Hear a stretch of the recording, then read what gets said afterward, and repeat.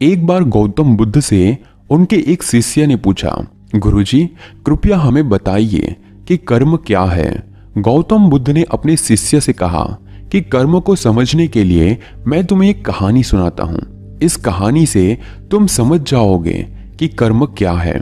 और दोस्तों, आज मैं आपको वही कहानी सुनाने वाला हूं जो गौतम बुद्ध ने अपने शिष्य को सुनाई थी। और अगर आपको ये कहानी पसंद आई तो लाइक करना मत भूलिएगा। गौतम बुद्ध अपने शिष्यों को कहानी सुनाते हैं कि बुलंद शहर का एक राजा था और वो एक दिन घोड़े पर बैठकर अपने राज्य का भ्रमण कर रहा था।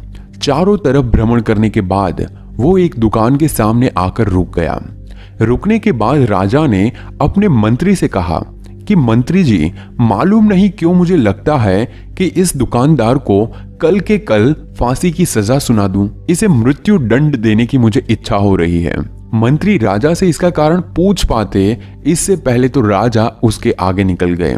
मंत्री ने इस बात का कारण पता करने के लिए अगली सुबह भेष बदलकर आम जनता का रूप लेकर दुकानदार के पास जा पहुंचा।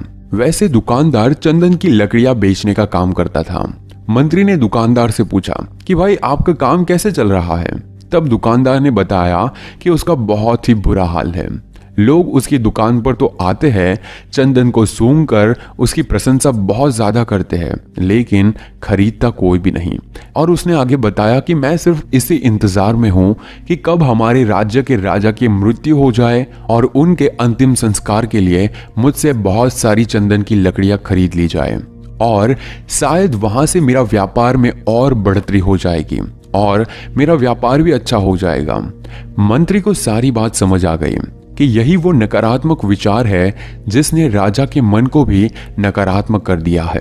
वो मंत्री बहुत ही बुद्धिमान था, इसीलिए उसने सोचा कि मैं थोड़ी बहुत चंदन की लकड़ियां खरीद लेता हूं। उसने दुकानदार को कहा कि क्या मैं आपसे थोड़ी बहुत चंदन की लकड़ियां खरीद सकता हूं।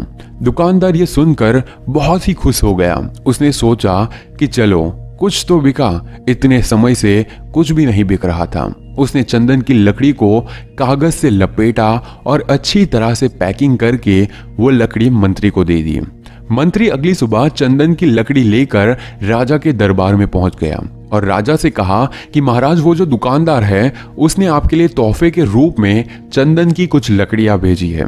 ये सुनते ही राजा बहुत ही खुश हुए और मन ही मन सोचने लगे कि यार मैं बेकार में ही उस दुकानदार के बारे में गलत बातें सोच रहा था। उसने चंदन की लकड़ी को हाथ में लिया। उसने बहुत ही अच्छी तरह से उसको सूंघा। उसमें से बहुत ही अच्छी सी सुगंध आ रही थी। राजा इससे बहुत ज्यादा खुश हुए और उस राजा ने दुकानदार के लिए मंत्री के हाथों से सोने के सिक्के भिजवा दिए।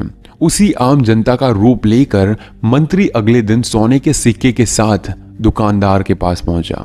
दुकानदार बहुत ही खुश हुआ। उसने सोचा कि मैं राजा के बारे में कितनी गलत बातें सोच रहा था। राजा तो बड़े ही दयालु है।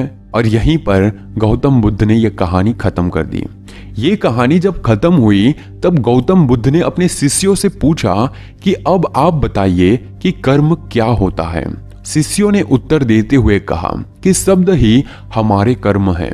हम जो काम करते हैं वही हमारे कर्म है। जो हमारी भावनाएं हैं वही हमारे कर्म है।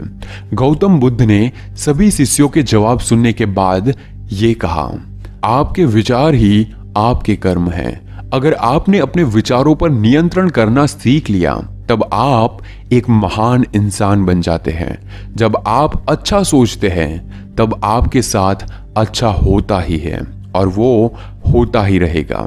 इसीलिए मैं भी कहना चाहूंगा कि अगर आप अच्छा सोचोगे तो दूसरे लोग भी अपने आप आपके बारे में अच्छा सोचने लग जाएंगे। और अगर आप चाहें कि गौतम बुद्ध की ये बातें लोगों तक पहुंचे तो इस वीडियो को जरूर शेयर कीजिए और ये कहानी पसंद आई तो इस वीडियो को लाइक जरूर कीजिए।